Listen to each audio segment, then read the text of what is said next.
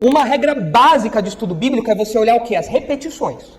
Porque se o autor está repetindo uma informação, é porque aquilo é importante. Ninguém repete coisa que não é importante. Então aqui o autor repetiu várias vezes. Em um capítulo, ele repetiu 9 vezes essa expressão, casa do Senhor. Por quê? Bom, esse título aí que aparece, essa palavra, essa expressão que aparece, é importante, é repetida aí, porque é uma referência, em primeiro lugar, ao único lugar de adoração autorizado por Deus. Qual era o único lugar que Deus tinha definido para ser o templo? Só o de Jerusalém. Israel, no norte, tinha feito uns templos, uns altares, umas coisas meio irregulares? Tinha. Era ilegal, não podia. Judá tinha feito umas coisas estranhas também? Tinha. Ou seja, estava tudo bagunçado ali a coisa. Altares irregulares, lugares de adoração que não eram autorizados por Deus. Qual era o único lugar de adoração que era autorizado? O templo de Jerusalém. Só lá. Só a casa do Senhor, que é onde vai acontecer a coroação. Isso é importante. Mas, se os irmãos olharem aí o capítulo 12, passarem os olhos aí no capítulo 12, os irmãos vão ver que Joás vai promover a reforma de um prédio. Que prédio é esse? O templo, a casa do Senhor.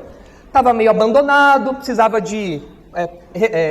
AVCB, né, Carlos? Precisava do AVCB para funcionar lá direitinho. Joás falou, não, gente, vamos fazer uma caixa d'água aí, vamos reformar o negócio, vamos pôr hidrante novo, vamos fazer uma reforma aí no templo. Então, por que o texto está introduzindo essa expressão frequentemente? Para preparar o leitor para o que vai vir na sequência. O templo vai ser reformado. O único lugar de adoração autorizado por Deus é ser reformado. Isso é importante ou não? Claro, porque significa um retorno substancial a uma adoração verdadeira, coisa que a Thalia não está promovendo. Então o texto está nos preparando para isso aqui. Agora, olha só a sutileza do autor dos Reis aí. É um detalhe sutil.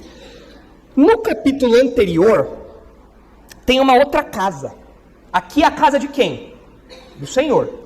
No capítulo anterior tem uma outra casa que é repetida algumas vezes também. Não são tantas vezes, mas tem algumas vezes. É a casa de quem?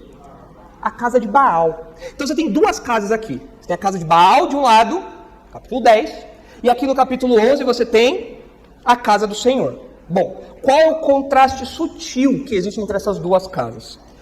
A casa do Senhor aqui vai ser usada para quê?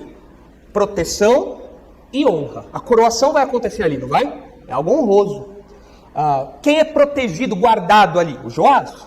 Então, o templo, a casa do Senhor aqui, é apresentada para nós como um lugar seguro de proteção e honra.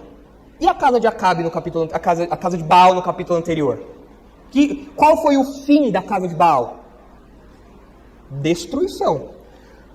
Morte, destruição e humilhação. Foram essas as palavras que nós usamos. Olha só o que vai acontecer aí no finalzinho do capítulo 11 de 2 Reis, no versículo 18. Olha só. Isso em Judá. Judá tinha uma casa de Baal. Olha só. Então todo o povo da terra entrou na casa de Baal e a derribaram. Despedaçaram os seus altares e as suas imagens, e a Matã, sacerdote de Baal, mataram perante os altares. Ou seja, enquanto o templo protegeu Joás, a casa de Baal fez com que o sacerdote rodasse, perdesse a cabeça ali, já fosse para a sepultura junto com os outros. Olha o contraste. A casa de Baal, morte, destruição, humilhação. A casa do Senhor, proteção e honra.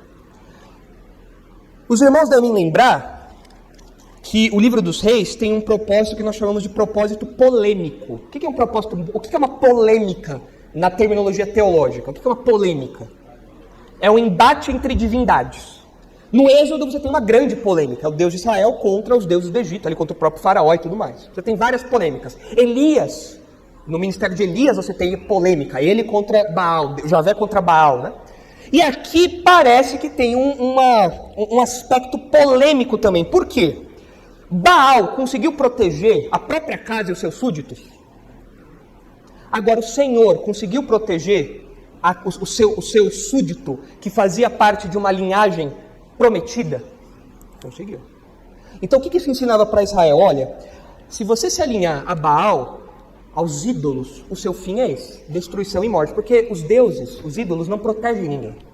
O fim de todo idólatra é a latrina. O fim de todo idólatra é a morte e a destruição. Esse é o fim de todos que seguem os ídolos. Agora, se vocês abandonarem esses ídolos e se voltarem para mim, se voltarem para o Deus verdadeiro, o único Deus verdadeiro, Deus vivo e verdadeiro, então vocês terão proteção e honra. Porque esses eram os termos da aliança mosaica. Se vocês me obedecerem, vocês vão ter prosperidade, vocês vão ter fertilidade, vocês vão habitar na terra, vocês vão botar medo nos outros povos, mas se vocês seguirem os ídolos, aí o bicho vai pegar. Aí vai ser morte, infertilidade, o céu e a terra vão se fechar, vocês não vão ter colheita, nada, miséria completa até o fim do exílio.